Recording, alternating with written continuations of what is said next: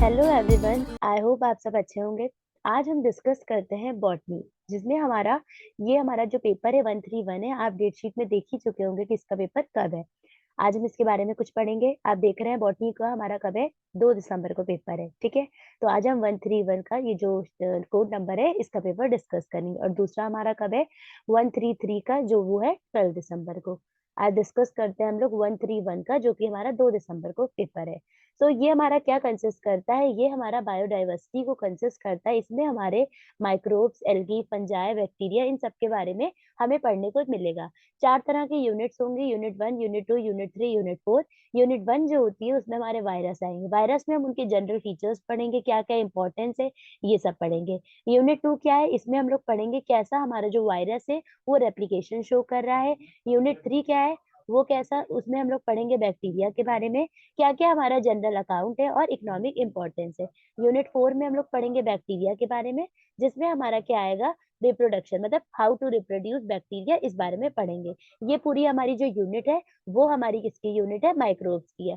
आगे हम लोग पढ़ते हैं यूनिट 1। यूनिट 1 में हमारा क्या आता है, वायरस। वायरस के हम जनरल अकाउंट और इकोनॉमिक इंपॉर्टेंस पढ़ेंगे। वो क्या है, उसमें हमारी कैसी डिस्कवरी है और हमारे जनरल अकाउंट्स। अब हम डिस्कस करते हैं इसकी डिस्कवरी। अब इसमें हम कुछ जनरल अकाउंट पढ़ेंगे, जैसे इसमें कैसी इसकी वायरस की साइज है, क्या क्या स्ट्रक्चर ऑफ वायरस है। तो आज हम लोग पढ़ेंगे यूनिट 1 में, जो कि हमारा क्या है, वायरस, जिसमें हम कुछ जनरल फीचर्स पढ़ेंगे और इकोनॉमिक इंपॉर्टेंस पढ़ेंगे। क्या क्या है हमारी इकोनॉमिक इंपॉर्टेंस, ये हम देखेंगे।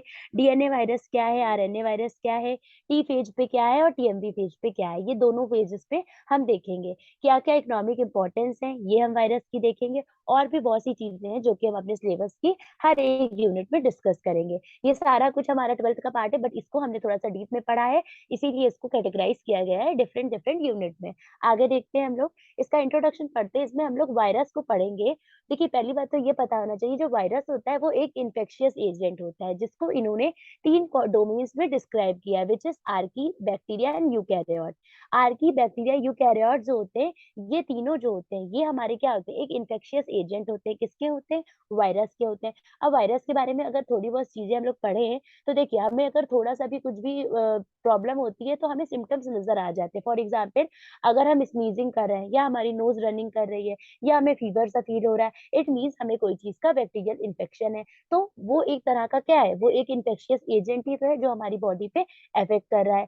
अब हम लोग पढ़ते हैं कुछ एनिमल्स के बारे में, लाइक प्लांट है, फंजाई है, प्रोटोजोआ। अब ये हमारे 3 डोमेन सिस्टम है जो कि हम डिस्कस करेंगे। एक एक जो डोमेन है उसको हम लोग क्लियरली पढ़ेंगे, लेकिन उससे पहले थोड़ा सा वायरस के बारे में और पढ़ लेते हैं। जो वायरस होता है बेसिकली, उसमें हमको क्या पता चलता है, वो एक स्मॉल ऑब्लिगेट पैरासाइट कहते हैं। ऑब्लिगेट स्मॉल पैरासाइट, ये कह सकते हैं कि देखिए, वायरस को कोई भी इजली नेकेड आई से विजिबल नहीं कर सकते, हम उसको अंडर द माइक्रोस्कोप ही देख सकते हैं। इसमें हमारे इंटरसेलुलर पार्टिकल्स होते हैं, जिस वजह से हम इसको नेक्ड आई से नहीं देख सकते। We will help the electron microscope. तो हमें माइक्रोस्कोप की जरूरत पड़ती है इन्हें देखने के लिए।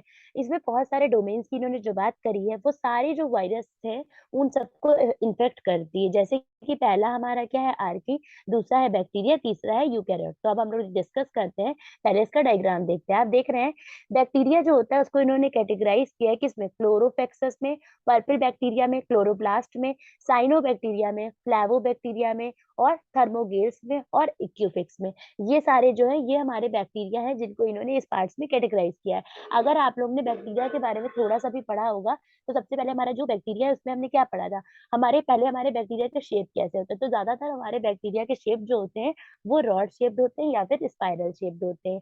अब इसमें से इन्होंने एक बैक्टीरिया की बात भी की थी, जो कि था लैक्टोबैसिलस। ये किसमें प्रेजेंट होता है, इसका आंसर आप हमें कमेंट सेशन में बताएंगे, ठीक है।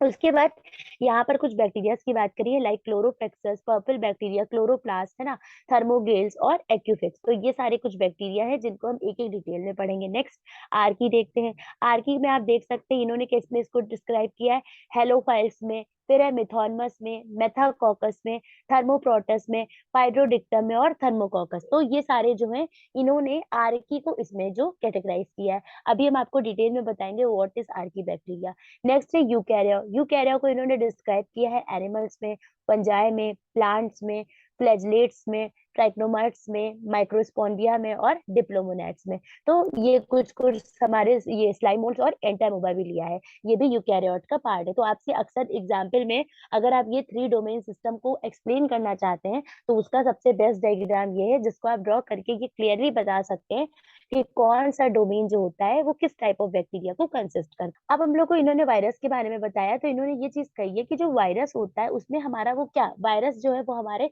एनवायरनमेंट को अफेक्ट करता है जिसमें हमारी कुछ असेलुलर एंटिटीज़ हमें देखने को मिलती है। जैसे जो वायरस जो होता है उसके पास एबिलिटी नहीं होती है कि वो क्या करे, वो ग्रो कर सके, ना ही उसके पास एबिलिटी होती है कि वो मल्टीप्लाई कर सके। तो उसके साथ दिक्कत ये होती है कि वो एक तरह का ऑब्लिगेट पैरासाइट होता है और उसको हम नेकेड आइज से नहीं देख सकते। तो इन्होंने यही चीज़ कहा है कि जो वायरस होता है अगर हम उसको डिटेल में पढ़ें तो वहाँ पर हमारा हमें रीडिस्ट्रीब्यूशन ऑफ जीन्स देखने को मिलती है। कौन-कौन सी होती है?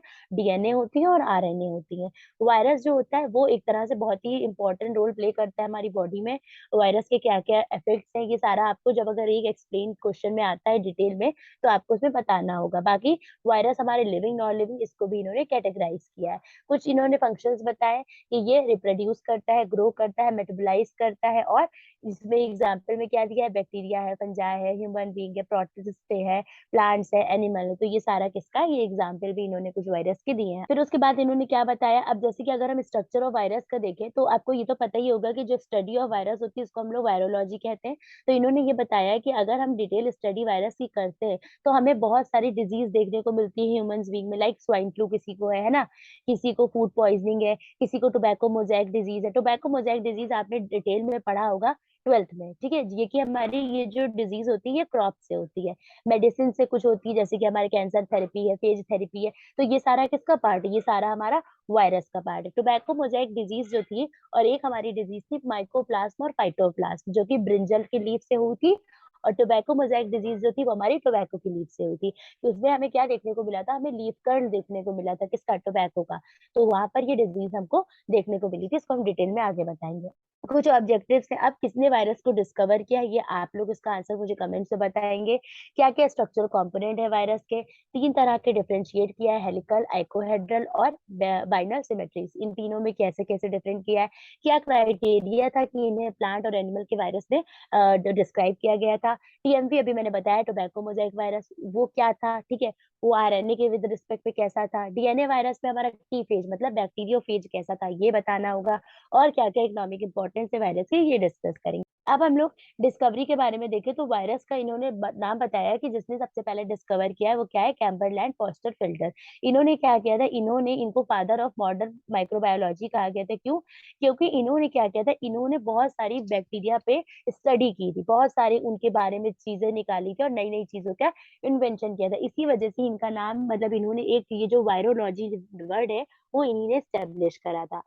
ये जो हमारा कैम्बरल लैंड फॉस्टर फिल्टर थे, इन्होंने इसको डिस्कवर किया था जिसमें इन्होंने ये बताया था कि कैसे हम डिस्कवरी ऑफ वायरस को मतलब ईज़िली मतलब बता सकते हैं। जैसे कि अब ऐसा तो है नहीं कि वायरस हम देख सकते हैं सामने से, तो उसको एक्सप्लेन करने के लिए इन्होंने ये कुछ हमें इन्वेंशन किया था जिसको इन्होंने डिस्कवरी ऑफ वायरस का इन्वेंशन नाम दिया था। आगे देख अब इन्होंने क्या कहा, इन्होंने जर्म थ्योरी 19th सेंचुरी में हमें जर्म थ्योरी ऑफ डिजीज़ देखने को मिली थी जिसमें हमने क्या देखा था, हमने देखा था बहुत सारे माइक्रो ऑर्गेनिज़्म जो थे उनसे हमारी इन्फेक्शन डिज़ीज़ कॉज़ हो रही थी। फॉर एग्ज़ाम्पल जैसे क्या हो रहा था 19th सेंचुरी में हमने क्या देखा था, टोबैको की वजह से टोबैको लीव्स जो थी वो कर्ल लीफ कर्ल शो हो रहा था। तो वहाँ पे जो हमारी क्रॉप यील्डिंग थी वो पुअर हो रही थी। जिस वजह से क्या हो रहा था, जिस वजह से हमारा जो भी कॉस्टिव एजेंट था वो कौन रिस्पॉन्सिबल था? मोज़ेक। तो हम लोग देखते हैं मार्टिनस बेजरिंग के बारे में। अभी हम लोग ने क्या डिस्कस किया, हम लोग ने एक वायरस के बारे में डिस्कस किया, कैसे डिस्कवरी ऑफ वायरस की थी जिसने चार्लैंड ने की थी और इन्होंने जर्म थ्योरी ऑफ डिजीज़ के बारे में बताया था। इसमें ये 19th सेंचुरी में इन्होंने जर्म थ्योरी के बारे में बताया था, जिसमें हमने टीएमवी के बारे में पढ़ा था और क्या पढ़ा था, जितने भी हमारी मोज़ेक लीफ पे जो भी हमको लीफ कर्ल्स देखने को मिले थे, पुअर क्रॉप यील्डिंग देखने को मिली थी, वो सारा हमने 19th सेंचुरी में पढ़ा था। आज हम डिस्कस करते हैं आगे जो कि हमारा टॉपिक है और दूसरे साइंटिस्ट हैं जिन्होंने कुछ चीज़ें बताई हैं। अब हम लोग देखते हैं मार्टिनस बेजरिंग। मार्टिनस बेजरिंग जो थे, इन्होंने इनका भी बहुत इंपॉर्टेंट रोल प्ले रहा है डिस्कवरी ऑफ वायरस में। ये इन्होंने जो कॉस्टिव एजेंट था उसको डिस्कवर किया था एक अच्छे से, कैसे डिजीज का पजलिंग था, है ना, कैसे इन्होंने कॉस्टिव एजेंट बताया था कि बैक्टीरिया हमारे स्मॉल है ना, उसको हम माइक्रोस्कोप से ही देख सकते हैं, उसको हम नेक आई से नहीं देख सकते। ये सारा हमको किसने बताया था? ये सारा हमारा डिम्प्टेड लॉन्डिस ने और मार्टिनस बेजरिंग ने बताया था। उसके बाद आप एक पिक्चर देख सकते हैं जो कि आपको क्लियरली बता सकते हैं कि कौन थे वो। तो ये जो हमारी राइट साइड पिक्चर है, वो आप क्या देख रहे हैं? वो आपको देखने को मिल रहा है मार्टिनस बेजरिंग, और लेफ्ट में हमारे कौन है? डिमिट्री एवोनोस्की। ये पूछा जाता है कि 19th सेंचुरी के बाद किसने हमारा जो बैक्टीरिया के बारे में कॉस्टिव एजेंट को एक्सप्लेन किया है। तो इन दोनों के नाम आप बता सकते हैं। अब हम नेक्स्ट वीडियो में डिस्कस करेंगे आपसे इनके बारे में। अभी के लिए इतना ही है, आप लोग उसको अच्छे से देखिएगा। जहाँ नहीं समझ में आए उसे कमेंट में आप पूछ सकते हैं। नेक्स्ट वीडियो हम आप जल्दी ही लेके आएंगे, जिससे रिलेटेड होगा हमारा इन साइंटिस्ट से रिलेटेड होगा, जो कि है डिमिट्री इवानोस्की। क्लियर? और आपका 2 तारीख को पेपर है, जिस हम आपके साथ बने रहेंगे और आपको एक से एक अच्छी वीडियो सारा कंटेंट प्रोवाइड करेंगे। जो भी आपको प्रॉब्लम हो वो आप कमेंट सेक्शन में बता सकते हैं। Thank you.